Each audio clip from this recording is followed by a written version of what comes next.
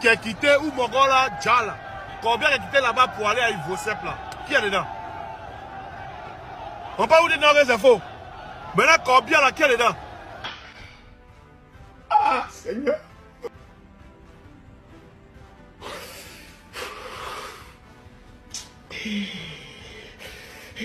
Papa mi, je suis de retour, toujours c'est l'homme de IB.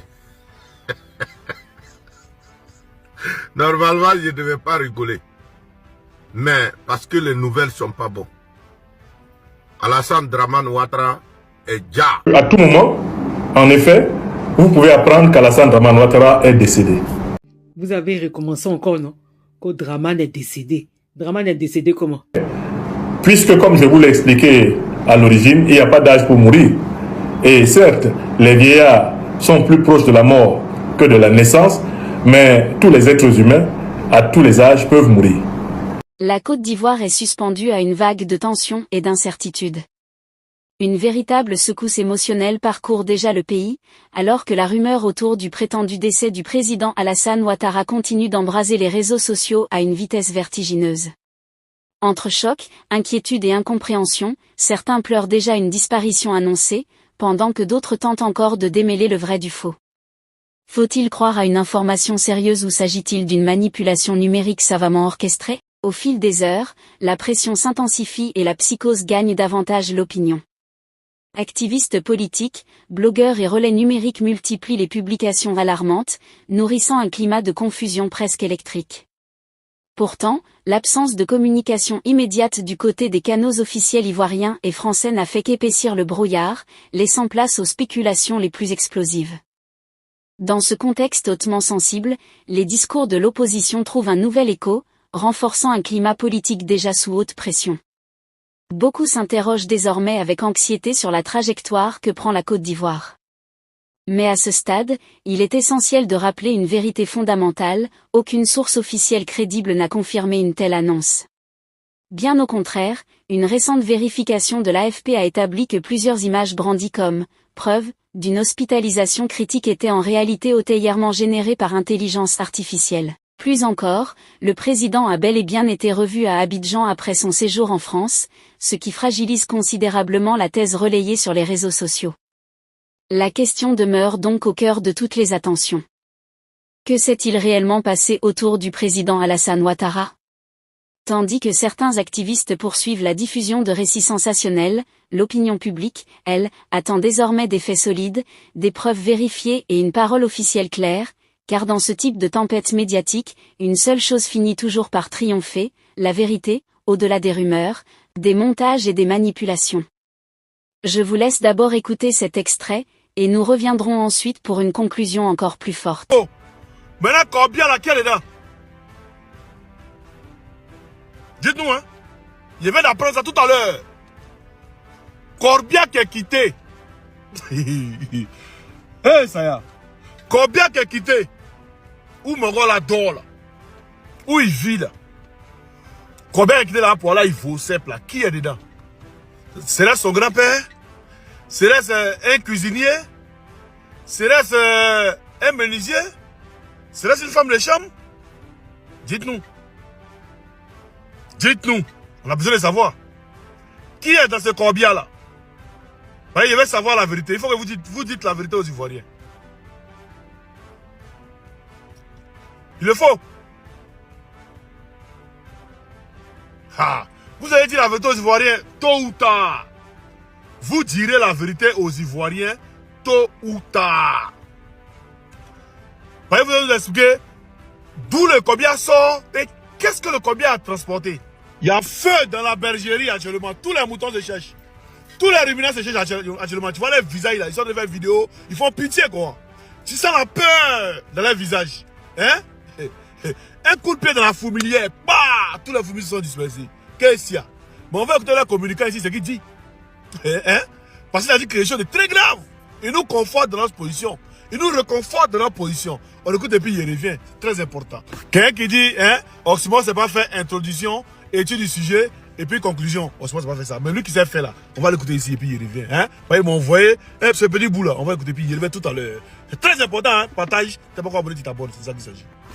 Vous dites qu'il a déjà non. Mais prendre pouvoir là. Ado Adja, vous êtes là. Vous ne voulez pas prendre pouvoir. Pouvoir vous intéresse pas.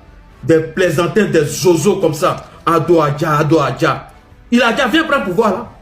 Quelqu'un, vous voyez sa femme tous les jours. Hein. Elle reçoit des invités tous les jours. Ouais. Hein, ça comme où?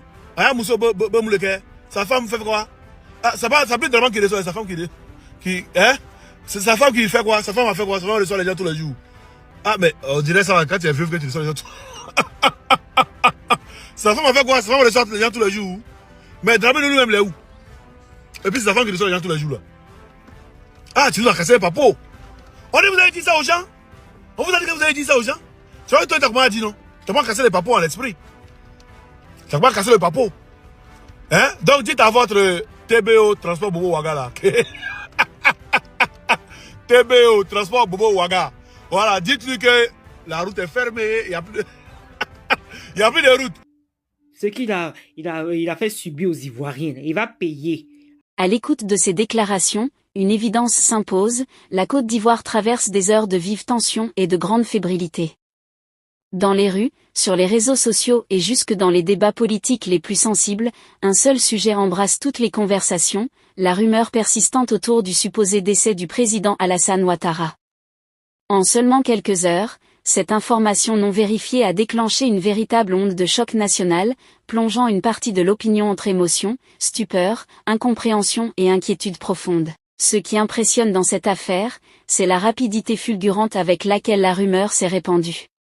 Des images troublantes, des messages alarmants et des vidéos massivement partagées ont suffi à installer un climat de tension extrême et de psychose collective. Certains internautes, déjà convaincus par ces contenus viraux, ont réagi comme si le pire était officiellement confirmé. Tandis que d'autres appellent au calme, à la prudence et exigent des preuves formelles et irréfutables. Cette opposition entre l'émotion populaire et la quête de vérité met en lumière toute la puissance dévastatrice de la désinformation à l'ère du numérique. Le silence observé par certaines sources institutionnelles a également contribué à épaissir le brouillard et nourrir les spéculations. En politique, l'absence de réaction rapide ouvre toujours la porte aux interprétations les plus inquiétantes, surtout lorsqu'il s'agit d'un chef d'État dont l'âge et les séjours réguliers à l'étranger alimentent depuis longtemps les débats sur son état de santé. Dans un contexte déjà sensible, marqué par les discussions autour de la succession et du maintien au pouvoir, cette rumeur devient alors un levier politique redoutable, exploité par différents camps pour renforcer leur narratif et influencer l'opinion. Mais au-delà de la panique, des interprétations et du vacarme médiatique, les faits vérifiés imposent une toute autre réalité. Une récente enquête de l'AFP a révélé que plusieurs images présentées comme des preuves d'une hospitalisation critique étaient en réalité générées par intelligence artificielle, avec de nombreuses incohérences visuelles. Plus significatif encore, d'autres sources crédibles confirment que le président a bien été aperçu à Abidjan après son séjour en France, marchant normalement à son retour puis présidant un conseil des ministres quelques jours plus tard. Le véritable enjeu de cette séquence dépasse donc largement la seule personne du président. Elle révèle surtout à quel point les rumeurs politiques peuvent fragiliser une nation, semer le doute et attiser les tensions dans l'opinion publique. En Côte d'Ivoire, où le souvenir des crises politiques demeure encore vif, ce type d'infox n'a rien d'anodin. Il touche directement à la stabilité du pays, à la confiance envers les institutions et à la sérénité du débat démocratique. Au final, la vraie question n'est plus seulement de savoir ce qui serait arrivé au président, puisque les éléments disponibles démontent clairement cette rumeur, mais plutôt de comprendre à qui profite cette panique savamment entretenue et dans quels objectifs politiques ou médiatiques. Une certitude demeure face aux manipulations, seuls les faits, les images authentifiées et les sources crédibles doivent orienter l'opinion publique. Car dans ce genre d'affaires, la vérité finit toujours par triompher du vacarme des réseaux sociaux. Que pensez-vous de cette situation qui secoue la Côte d'Ivoire? Donnez votre avis en commentaire. Si vous avez trouvé cette analyse intéressante, n'oubliez pas de laisser un j'aime et de la partager avec vos amis.